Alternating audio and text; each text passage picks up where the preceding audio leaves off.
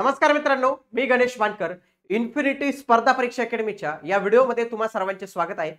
तर राज्यात आता सीबीएसईच्या धर्तीचा पॅटर्न म्हणजे सीबीएसई पॅटर्न जो आहे तर तो लागू होणार आहे. बोर्ड मात्र आपला एसएससी बोर्डच राहणार आहे.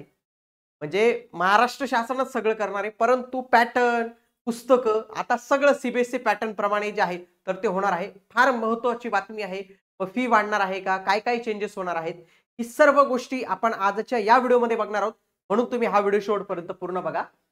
बघा, राज्यातील राज्य शिक्षण मंडळाच्या शाळांना म्हणजे ज्या कोणी आपल्या एसएससी बोर्डा अंतर्गत येतात त्या सर्व बोर्डांना आता सीबीएसई जो केंद्र सरकारचा जो अभ्यासक्रम असतो तर तो आता लागू होणार आहे. विशेष म्हणजे यंदाच्या शैक्षणिक वर्षापासून स्टेट बोर्ड शाळेतील विद्यार्थ्यांच्या अभ्यासक्रमात सीबीएसई पॅटर्न लागू करण्यात येत आहे. म्हणजे याच वर्षापासून हे सुरू होणार आहे. शैक्षणिक वर्ष 2025-26 या वर्षापासून सीबीएसई पॅटर्न लागू होणार आहे. परंतु यंदाच्या वर्षी केवळ हा पहिलीलाच पॅटर्न हा लागू करण्यात येणार आहे, फक्त पहिलीसाठी, इयत्ता पहिलीसाठी.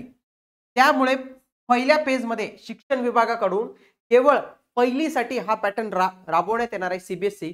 पुढच्या वर्षापासून दुसऱ्या फेजमध्ये हा पॅटर्न जो आहे दुसरी, तिसरी, चौथी या बाकीच्या स्टँडर्डसाठी जो आहे तर तो हा पॅटर्न लागू केला जाणार आहे.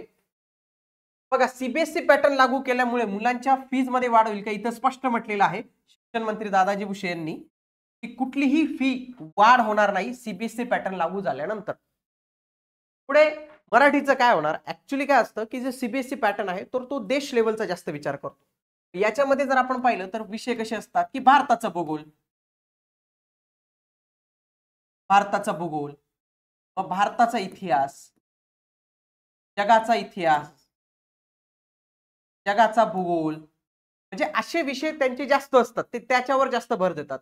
महाराष्ट्राचं पॅटर्न पाहिलं, महाराष्ट्राचे पॅटर्न आपण महाराष्ट्राचा इतिहास व शिवकालीन इतिहास आपलं त्याच्यावर भर देतो. पेशवांचा इतिहासावर भर देतो आपण.